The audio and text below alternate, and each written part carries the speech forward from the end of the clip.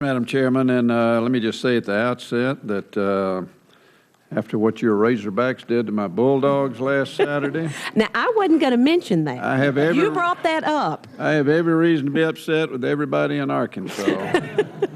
Since we don't play y'all for 2 more years, it's going to take me 2 years to get over it. We went pretty easy on you. You didn't care who won. It was an exciting football game. That's right.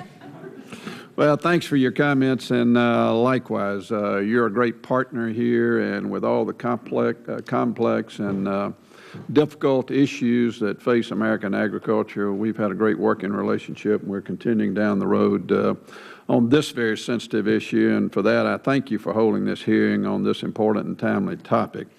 Administrator Jackson, thank you for coming before the committee today. I realize your time, obviously, is very valuable.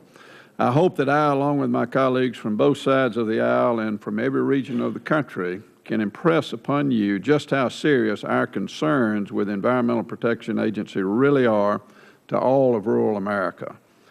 As we open this discussion, let me say from the outset that I'm not here to complain that agriculture is being unfairly or is being picked on or unfairly targeted by this administration. However, I do think it is fair to say that we're here to talk about an approach to government regulation and several specific regulations that will have a pivotal impact on the future of the agricultural sector in America. A few weeks ago, Secretary Vilsack unveiled 2 USDA reports that show that the U.S. agriculture sector is improving and exports are growing. After declining more than 20% in 2009, farm sector earnings have experienced a rapid rebound in 2010 and are forecast to rise even higher by the end of this year. Secretary also announced that agricultural exports are projected to reach $107.5 billion, with an $11 billion increase over last year. These figures make 2010 the second highest year on record. That's great news for agriculture. I wish it were true for the rest of our economy. But as we think about this news, the question we then ask is, what impact are EPA's regulatory plans going to have on future opportunities for growth? Specifically, will the regulations help or hinder these opportunities and the jobs, investment, and income that come with them? Given the regulatory issues before us, particularly the ones cited by the chairman, I believe, along with many of my colleagues around this table, that the agency's plans will hinder growth in agriculture in rural America. By my count, there are more than 20 different efforts underway at EPA that affect agriculture and farmers, ranchers, foresters, agribusinesses, and rural communities of this country. Now, let me just list a few of them for you. Clean Water Act permits for pesticide applications. Next April, EPA will impose a completely unnecessary paperwork burden on pesticide users by requiring a national pollutant discharge elimination system permit for pesticide applications. This requirement will add zero protection for the environment. Under this framework, more than 5.6 million pesticide applications will need to be permitted because the agency refused to defend its well-considered 30-year-old policy in this area. Next, atrazine. Last year, EPA decided to re-review atrazine. This was shocking since there was no scientific reason for it, especially since EPA had finished a comprehensive review of atrazine in 2006 and is scheduled to begin a re-registration process in 2013. EPA's own scientific advisory panel has questioned the agency's motive for a second review. Next, numeric nutrient criteria. EPA's plan to set criteria for Florida's streams, rivers, and lakes is astonishingly expensive. In fact, the estimated initial cost just for agriculture is anywhere from $855 million to more than $3 billion.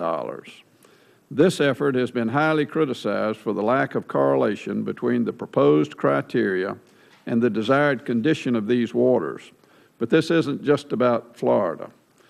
This precedent set in Florida will affect the entire country. EPA has one chance to get it right.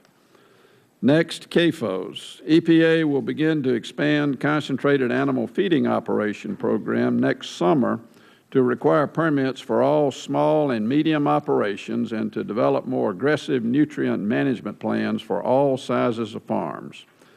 This expansion is due to a settlement agreement with an environmental litigant, which is a very poor way to set policy and is based upon a questionable interpretation of the law.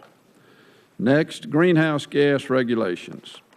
EPA's suite of regulations will drive up costs for all energy users, bring large and small agribusinesses into a permitting program, and within a few years, require large farms to obtain air permits.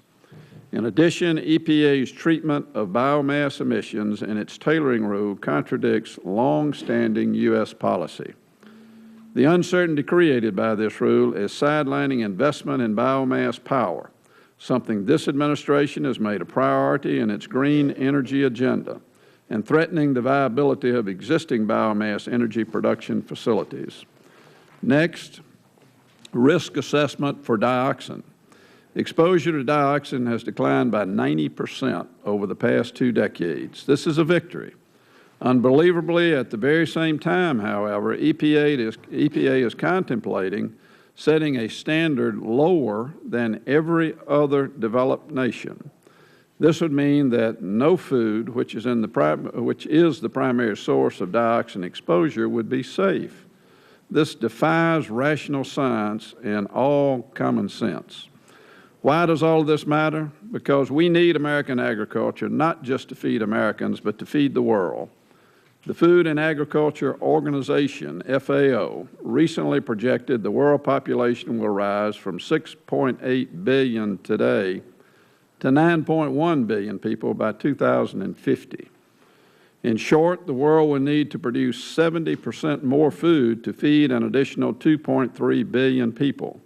Nearly all of the population growth will occur in developing countries.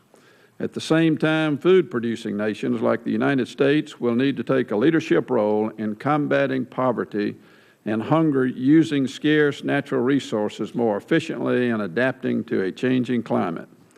While the FAO is cautiously optimistic about the world's potential to feed itself by 2050, I seriously question whether anyone has made the connection between the central role that America must play to solve this challenge and the regulations that EPA has put forth for agriculture, the very industry that will be responsible for the solution.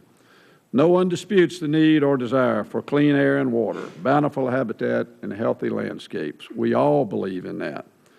But at some point, which I believe we are getting dangerously close to, regulatory burdens on farmers and ranchers will hinder rather than help them become better stewards of the land and more bountiful producers of food, fiber, and fuel. Administrator Jackson, you as the leader of EPA are the one to make this connection, along with Secretary Vilsack.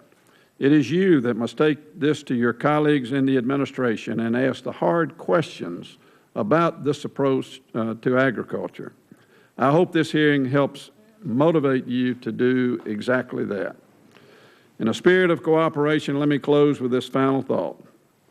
These issues are not going away. They must be addressed in a reasonable manner. We have a choice. The agriculture community can fight regulation by regulation, or we, Congress, administration, and the agricultural sector, can work together on a sensible approach that harnesses the innovation, productive capability, and natural resource base of America to improve the future of our country and our neighbors around the world. It's my hope that this hearing will open the door to do just that. Thank you again, Madam Chairman, for holding this timely hearing, and I look forward to the Administrator's testimony. Well, thank you. And I appreciate your closing comments and in the good spirit of what we did on nutrition.